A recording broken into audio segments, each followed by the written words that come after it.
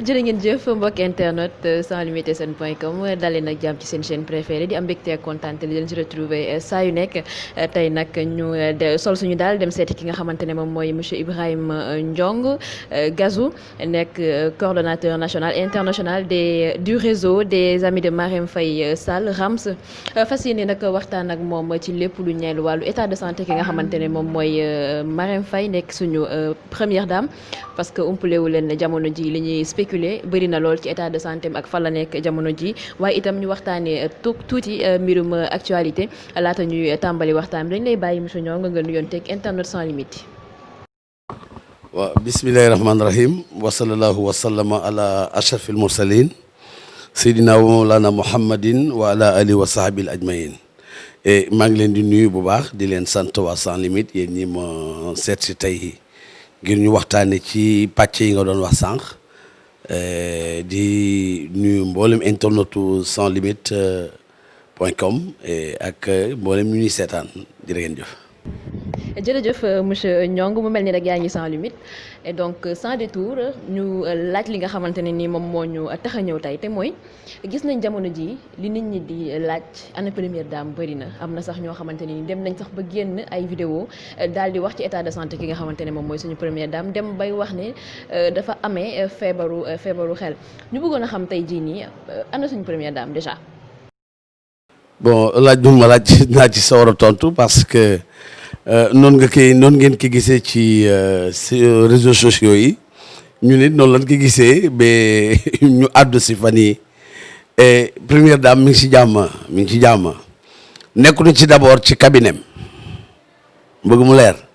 nekkuñu ci cabinet di ko liggéeyal du nu conseiller en communication du nu conseiller ci dara waane sunu leader la ñun sunu idole la ñun waa réseau des amis de Marème Faye Sall dont man maay coordonnateur national international et Marème mi ngi ci jàmm ndax ay bis yi ñu génne rek muy man ak keneen ñi ñaa ngi déggante ak moom mi ngi ci jàmm mi ngi toog si wetu borom këram di ko jàppale ci confinement bi nga xamante ni moom mooy confiné booba moom le chef de l'État donc mi ngi ci jàmm amul benn kii loolu nag su mu déggee nag ci réseaux sociaux yi am koo xam ne yaa nga ba tugal toog sa koñ takk sa caméra takk sa beere takk sa tenue boo xam ne mel ni kuy saboté d'abord déjà respecté wul kenn ci sol sunu uniforme ñun bi nga xam ni ñun moom lañu sol mu ñëw di ko sol di wane boppam di wax yoo xamante ni ay fenni kese di fen rek te ñun xam na nu mu demee loolu daal Marème mi ngi ci jàmm daal ci gàttal mi ngi ci jàmm dara jotu ko li ñuy wax ak yow nii mi ngi ñuy dégg di nu gis. xëy na boo gisee sax nit ñi di laajte ana ki nga xamante ne moom mooy suñu première dame c'est vrai que li Olof Njaay di wax naan seytaane waxul dëgg waaye yàq nay xalaat xëy na gis nañu fan yi ñu génn. gis nañ ne sëñ Pape Malick génn na àdduna bu ñu miinee première dame Marème Faye Sall xam ne taalibe waa Tiwaawan la foofu noonu xëy na doon nañ ko fa xaarandi mu dem Tiwaawan ginnaaw loolu mais gisuñu ko xëy na loolu dafa gën a tax nit ñi nag di douter ci dëggantaan ndax suñu première dame amul état de santé boo xamante ne nii dafa détérioré wu jamono ji. soxna si naa la wax benn xisa pour ñu ñuy seetaan ñun waa sans limite yëpp internet sans limite yëpp xam li may wax lan la yàlla rek mooy koo xam ni moom man fu nekk mu nekk fa yàlla sunu borom subhanahu wa taala jamono yonent bi am na benn xisa benn borom kër am ñetti doom taaw bi ki topp ci taaw bi ak caat mi ku nekk mu jox la pitax pigeon ni la dem leen ci àll bi foo leen gisul kenn ngeen rey pitax yi ñoom ñett ñoo génnandoo kër gi dem ci àll bi kii jaar droite kii jaar gauche kii jaar milieu taaw bi dem xool fi mu jaar côté bi gisul kenn mu rey pitax bi deuxième ki topp ci taaw bi jaar côté gauche dem dox lu sori gisul kenn mu rey pitax bi caat mi yor pitax mi yor daw si digg bi di dem dox gisul kenn mais rayul pitaxam mu téye ko ñoom ñett ñu dellusiwaat rencontré waat ba muy wax ak sax ay magam ni wax ko ni ko waaye yow lan moo tax rayoo sa pitax mu leen ñoo leen dem ba ci ku nu yabaloon ñu dem ba ci seen baay ni leen ana li ma leen joxoon pour ngeen rey ka ana lan moo tax nga rey gisuma kenn yow ana lan moo tax nga ni ma noonu gisuma kenn waaye gis naa sama borom yàlla moom mi ngi may gis loolu dama la bëgg wax ni yàlla moo man fu nekk mu nekk kon Marème du question taalibe Tiwaawan la lee dafa am farate bi sax mooy mu toog ci wetu borom këram pour clair farate bi mooy mu toog ci wetu borom këram daal toog confiné parce que jamonoy confinement la dafa ne Covid la nekk jamonoy couvre-feu la nekk jarul ñuy dem nan la mën a joxee ndigal ba pare ne bu nu def nangam loolu mu ñëw teguwaat ci ndigal loolu teggi ndigal loolu du ko def pour dire daal vrai Marème mi ngi fii toog confiné wu di jàppale jëkkëram ci li mu nekk demul fenn. donc yéen jàpp ngeen ne li waa ji wax ay sos kese la parce que tamit moom défier na ki nga xamante ne moom mooy première dame nee na bu fekkee ne moom li muy wax du dëgg na première dame génne ci boppam daal di koy démentir. benn première dame du moroomam buy tax moom moo war a génne première dame wala moom moo koy garder du moom mooy suñu moom nenunu moomunu ak ay fenam ba pare ñu bëgg a nit ku nekk day am ku am kuddu di nga lakk comme kuddu doo lakk ñun ñooy kuddu ma def bay sàlla du moom mooy tax ñuy génn pour wane sunu bopp nangam ni lii dara jotuñu déedéet am na lu ñu tuddee ilmul yaqin am na aynal yaqin am na xaqul yaqin am na ilmul yaqin kii si xam-xam la doon wax nii di wax say waxam aynal yaqin tegu ci bëtam nan la ma ne doon dëgg xaqul yaqin demul ba fekk Marème takk ay sagar ak ay pot wala di def ay grimace di def ay nangam moom gisul ba bëgg ka fenal non day fen. lan nga jàpp ne moom moo tax mu def loolu kon. waaw non parce que am na ku nekk ci ginnaawam parce que y a des personnes mal intentionnées nekk ci ginnaawam bëgg ko wax loo parce que booy bi mi ngi Mantes-la-Jolie ca France la nekk te dëkkul foofu rek day wër rek koo xam ne ay livre ngay jaay koo xam ne ay bijoux nga daan jaay ay sac nga daan jaay tubaab yi amatoo loo def léegi nga dugg ci politique yi am koo xam ne bëgg na réew mi je cite son nom le Ousmane Sonko nga dem pour mu taxawal ko mu téye ko jàppale ko yow na jaay livre am yooyu ñu ko jox foofu livre Ousmane Sonko yooyu naka yam jaay ci moo gën ñu koy waxal di ko waxal lii. benn problème ñëw na soulevé nga ko léegi sax yaa ci dugg mooy Ousmane Sonko en fait man j'aimerais bien comprendre lan mooy problème entre yéen ak Ousmane Sonko. non amuñu benn problème du loolu non c'est-à-dire dama bëgg mu nekk leader Ousmane Sonko j'aime bien que muy doomu réew mi la doomu sénégalais la juddoo fi yaroo fi war na mën a jiite réew war na mën a jël Sénégal laaj ka mais boo dee laaj réew mi da nga koy laaj ci anam yu rafet. waaye di jaxase di boole di wax loo am ne amul ci ku war a kuy demander suffrage du Sénégalais non matagul ñoragul moo gën muy jaar ci xale yi di wax yoo xam ni amul bopp amul genn moo tax booyam ni mu mel rek njiit na mu mel rek lay booyam mi mel noonu la booy bee mel. ndax jàpp nga ne en 2024 mën na nekk président. non réew nguur moom yàlla moo koy joxe waaye ñun pour le moment ñu ngi fi. non maanaam si on part d'un constat. ni nga gisee Ousmane Sonko tey jii ndax yaakaar nga ne en 2024 mën na diriger dëkk bi. non ñoragul déggu ma ne Ousmane Sonko parewul day leeri Sénégal yi xamul dara day leeri Sénégal amul lu mu teg ci Sénégal yi ba léegi man maa gën a difficile ci àdduna bi ci maanaam balaa maa laa nangul avant may nangul Macky Sall dafa ma wan ay preuve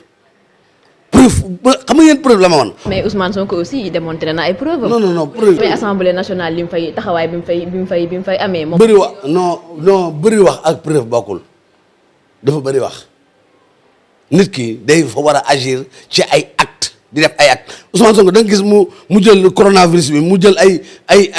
ay matériel wala ay don dem joxe ko defu fi dara lu dul wax lu def rek mu sakk jëf suul loolu du njiit da ngay joxe ni le bon exemple. ni mu mel nii la booyam yi mel. loolu c'était de la responsabilité de l'État d'autant plus que déboursé ni benn somme bi pour ci sens boobu noonu. loolu ñu ngi ko ciy def lan débouché lépp pour état bi dem nañ ko ci secteur yëpp ku ñu war a jàppale na la ñu ngi lay jàppale. yow jàpp nga ne tey jii ni Ousmane Sonko xëy na ñoragul mais est-ce que yóbbuwul seen fil bi tamit en quelque sorte. ku mel ni man gasu non ni ma mel la ñuy mel daf nu yëngal. loolu daf nu yëngal ñun ci dal la ñuy demee ak xel ak xalaat bu baax a baax a baax ak xool fi ñuy teg seen tànk ak jëmale Sénégal fu ñu koy jëmale ca kanam mais pas ay tiraillement ak ay des mensonges yoo xamante ni amul bopp amul genn. mais yéen jàppoo leen ne moom c'est un adversaire boo xam ne il est puissant parce que nag Sénégal bii nii boo dee xool ndaw yi ñoo fi ëpp te boo dee xool ndaw yi liñ koy soutenir. ànd ak moom bëri na de. madame pour dire Ousmane Sonko intéressé wu ma bëgguma sax wax ci ay waxam intéressé wu ma Ousmane Sonko il n'est rien Ousmane Sonko sama lu ndaw la sax poulain yu ndaw yi sax duñ ay moromam sama ak man. yaakaar naa ne foofu leer na xëy na ñu jàpp rek ne ci tënk ki nga xamante ne moom mooy suñu première dame di Marième Faye Sall ci li nga jot a wax rek mooy que ni mu ngi ci jàmm ak salaam dafa nekk rek confinement conformément ak li nga xamante ne moom la ñu digtal ñu dugg nag ci wàllu actualité gis nañ ne ki nga xamante ne moom mooy président Macky Sall démb jàkkaarloo nag askanu Sénégal waxtaan ak ñoom balaa ñuy dugg ci fond sujet bi dans l'ensemble naka nga gisee sortie bi. di am mbégte bu baax a baax. ci discours chef de l'État wu démb bi parce que wane na ni moom leader la wane na ni njiit la wane na li muy def xam na ko bu baax te il est conscient ci li xew muy la pandémie là du coronavirus xam na bu baax li muy wax xam na li muy def bañ na ko ba jëru may citer li mu wax lépp mais boo tënkee ci li mu wax nga jàpp li mu wax ni xam ni kii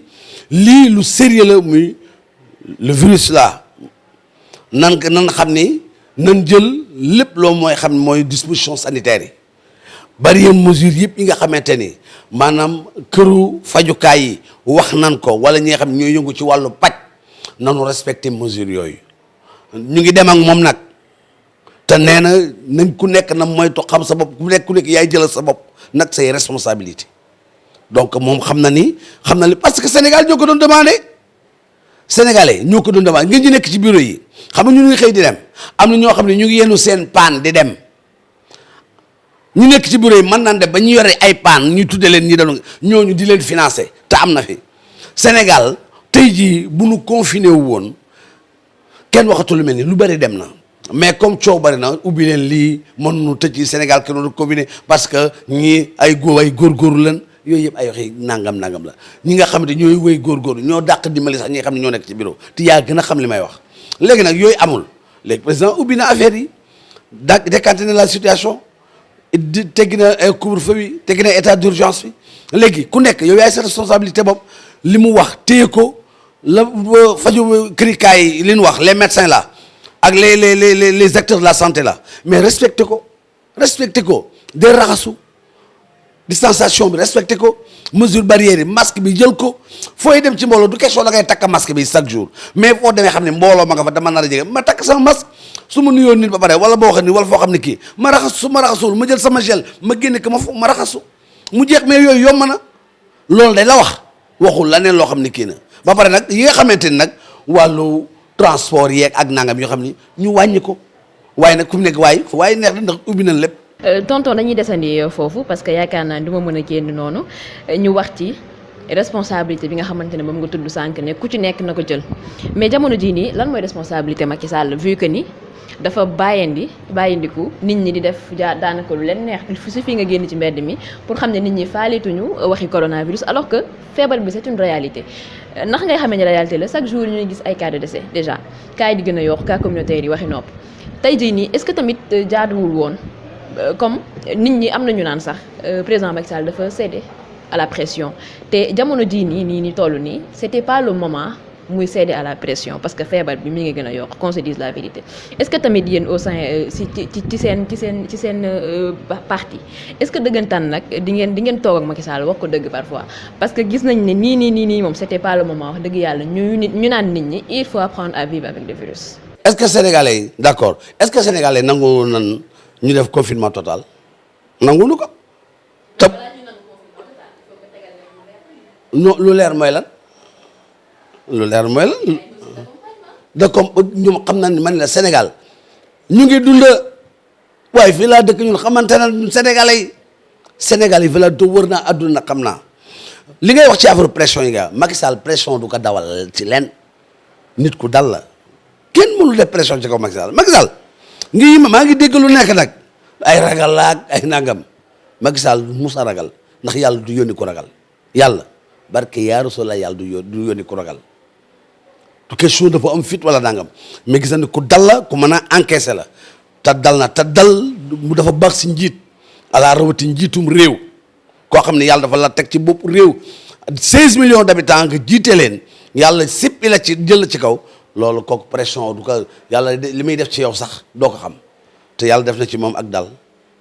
te dégg na pression du ko dawal beneen bi moo di Macky Sall boo nee lan la def yéen lan lay accompagner ñi ni koo xamante ne si sa discours am dégg nga mu ni dina jël 500 médecins dina leen recruter ak 1000 agents yoo xamante ne dina leen recruter. loolu ay promesse la ñëwagul de. non dina ko lu mu wax def ko Macky Sall li mu wax lépp def na ko lu mu mus a wax def na ko ñeneen ñi kay ñoom ñooy waxtu duñ def dara di jaxase rek mais moom lu mu wax da koy def te lu mu mënul du ko def kaay ma xamal la nag wax la ci moom lu mu mënul du ko def lu mu dul def du ko mus a wax man xam naa sama leader lu muy def lu mu wax lu ne da koy def waaye lu mu dul def du ko mus a wax te 500 yi médecins yi dina leen jël te am na fi 1000 agents yooyu dina leen jël ñu jàppale pour ñu mën a dem ci gox-goxaat yi yëpp te doyul sax te gëm naa dina ko yokk ñu jël leen ndaxte ñi nga xamante ni def nañ métier pàcc te liggéeyaguñu wala c'est des contractuels dinañ leen jël ñu embaucher leen ñu mën a continuer seen liggéey si anam yu rafet loolu koo xamante ni boo defee sa discours nga xam ne mesure d'accompagnement boobu nga accompagner leen ci loolu dara la te tudduma affaire alimentation yi nga xamante ni ñu ngi koy joxe ba léegi ak nangam bien vrai que mënul def lépp yàlla moo mën lépp moom mënul def lépp li mu mën rek lay def. en parlant de alimentation boobu ngay wax séddale ceeb beeg yooyu noonu tamit gis nañ ne tamit am na ay failles qu'on le reconnaisse aussi. yéen liggéey bi ngeen di liggéey ci métier journalisme bi ay failles rek la chaque jour di nga dugg studio wax loo wax loo xam ne da ngay juum sa liggéey léegi boo jumee da ngay rectifier failles yooyu am foofu man naa du ma ne amul faille mais bu amee faille après prochainement yooyu yàlla bu mu ñëwaat waaye bu ñëwee du mel nii doo tax sa yaaraat mu jeex. donc yow jàpp nga dans l'ensemble ne moom ni mu géré feebar bi nii daal baax na. non du question baax na ak baaxul dama ni lu non bilan jotagul ndax feebar bi jógee gu fi kenn mënul def bilan ndax Covid bi mi ngi fi ba léegi jógee bu ñu woon xam ne jeex na total dee amatul amul problème mu réa amul des patients yu nekk dans le coma ak yeneen y a plus de cas là ñu mën a toog ñu xam ni wër nañu les 16 régions du Sénégal ba nga xam ni kenn amul. gisuñu ko fenn médecin yi wax na ko waa Pasteur wax nañ ko ministère bi wax na ko laa nag président dans ce cas ñee nan mën a jël rapport yi jox ko président daal di def benn bilan global mu jeex mais bilan moom jotagul bu fi kenn waxee bilan jotagul. de toute façon dañuy respecter ce point de vue parce que am nañu jàpp ni c'était le moment nag mu def benn évaluation wax après 3 mois naka la gérer Covid 19 bi mais comme ci sa xalaat la on va respecter. non déedéet non def na bilan lu ñuy wax mi-évaluation am na moom la def barki démb. moom la def démb di li jot a xew nii ak li jot a am loolu la jot a xëy ma tënk ka mais bilan total amagul mais def na bilan moom def na bilan tënk li nga xamante ni moo jot a am ak pourcentage bi am ñu ci 60% ci lay am lépp ci wàllu Covid bi baax na mooy maanaam ñi liggéey médecins yeeg ak ñi leen di jàppale personnel bi macha allah ay jàmbaar lan et je félicite ma profité ci occasion bi seen chaîne. féliciter le ministre Abdoulaye Diouf Sarr ndax xereñam ak liggéeyam dégg naa ko kay sànni tract tam bokk ak moom parti je cite son nom muy Cissé Lo di ko wax ay nangam mook Assog Diatta mais ma lay wax Abdoulaye Diouf Sarr même bu dul médecin bu deful wàllu médecine moom métier am xam na ko mais c'est un grand manager management Sénégal kenn mënu ko ci lu leer laa lay wax foo ko yóbbu fu ne te ku nangu déglu la day déglu te day jël vrai techniciens yi teg leen à leur place donc il faut mettre la place qu'il faut la personne qu'il faut à la place qu'il faut te loolu lay doxale moom du xëccoo te day déglu te day xam ni ñu ni kii mérité na li mu jox la ku nekk la nga mérité moom la lay jox moo tax mu mën a diriger tey ñi jaar santé yëpp am nañu fa jaar am nañu ay difficultés yu mat waaye moom donte la ay difficultés am dama ni la fekkoon ay pourcentage la àggul 15%. lu bëri géré na ko ba tey jii xam nga ni waa santé ñoo ëpp a coow te tey géré na leen te tey ba tey des na loo xamante ni ñu ngi koy kaas pour ñu jox leen que waa gësam xaw ma lan di dem ñoom mbaaloog nangam lu nekk ñu ngi leen di jàppale leen mën a jàppale te du ñoom rek ñoo fi nekk ñëpp ñoo fi nekk enseignant yaa ngi fi ñeneen ñu ngi fi secteur ngi fi kon bu ñu jàppale nii nanu jàppale nii mënoon ñëw ci benn secteur rek ni ñoom rek leen di jàppale mënta nekk lam man daal lay def maa ngi koy féliciter daal au passage avec tout le personnel ak ñi koy jàppale wax nga ko léegi yaa ngi félicité personnel sanitaire bi c'est vrai que ñu ngi abattre liggéey bu am solo di def rek un petit coucou ak ñi nga xamante ne ñoom ñooy waa Croix-Rouge ak hygiénistes yi nga xam ne ñoom it jël nañ leen ci wàllu woowu ñu nekk ay ndaw nag ñoo xamante ne ni xëy na amoon nañ ay jafe-jafe ci wàllu liggéey bi parce que dañoo yaakaaroon ne ki nga xamante ne moom mooy ministre de la santé daf leen a xaw a fàtte parce que jot nañ fay def nag ay grève ay yooyu yëpp ngir rek ki nga xamante ne moom mooy njiit bu ñu dénk wàllu wér-gu-yaram gestuwaat su fekkee ne xamul ci situation yi ñu nekk mu jàppalewaat leen parce que nag sonn nañ nag ci liggéey bi nga xamante ne moom la ñuy taxawal ñu génn nag ci wàllu woowu dugg ci des ba tey ci discours président Macky Sall yaakaar naa ne foofu la ñuy tëjee waxtaan bi soo amaatul leneen loo xamante ni di nga ko ci ajouté te mooy que ni dañoo remarqué benn affaire nous sommes au Sénégal je dirais que ni xëy na majorité bi dégg nañ français mais à chaque fois ñun lu ñu gën a lool mooy président Macky Sall buy def discours def ko ci langue boo xamante ni ñëpp dégg nañ ko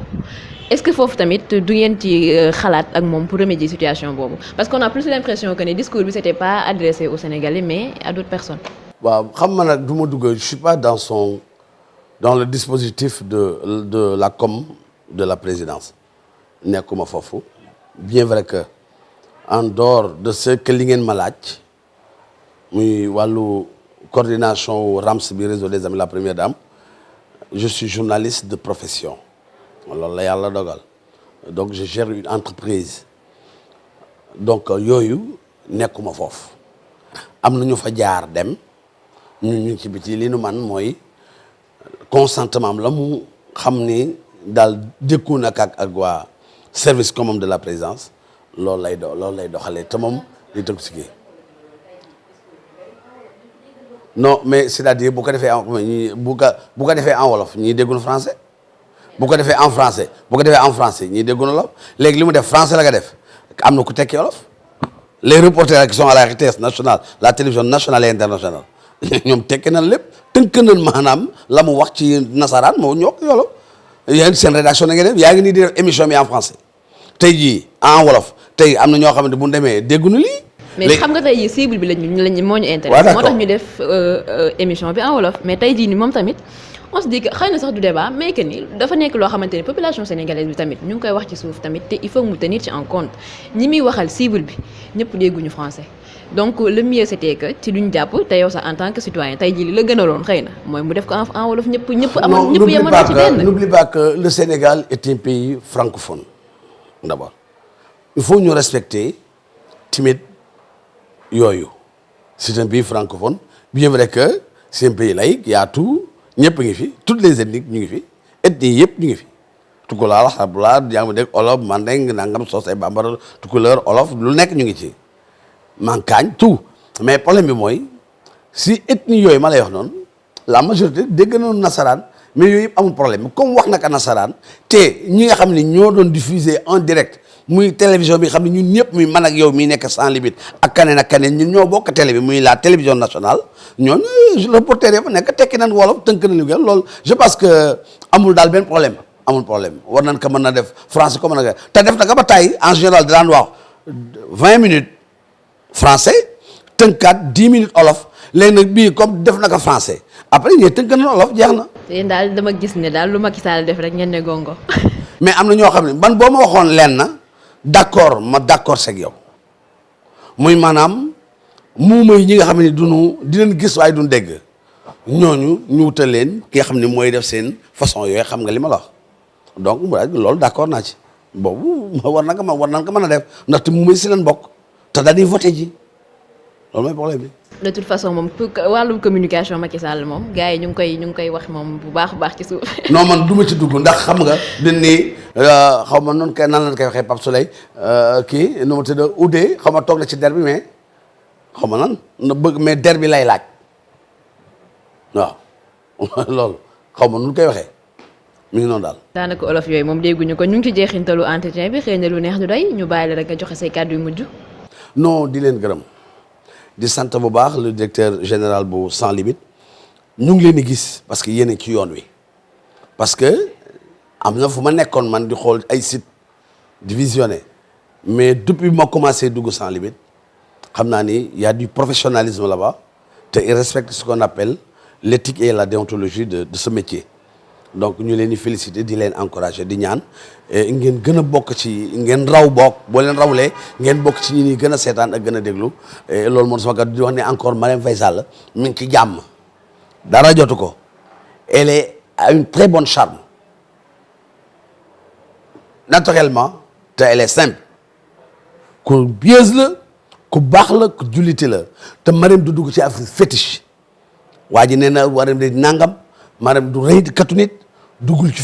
fétiche ku baax la ku tedd la ku yem la ku yaru la ku jullite ku maandu ku doylu ku mën a dimbali nit la ñu ngi koy ñaanal mu yàgg fi te wér ndax mooy sunu idole mooy sunu royuwaay te waxuma moo fi gën ci jigéen ñi waaye bokk na ci jigéen ñi gën ci réew mi wasalaamualeykum wa rahmatullahi wa barakaatu.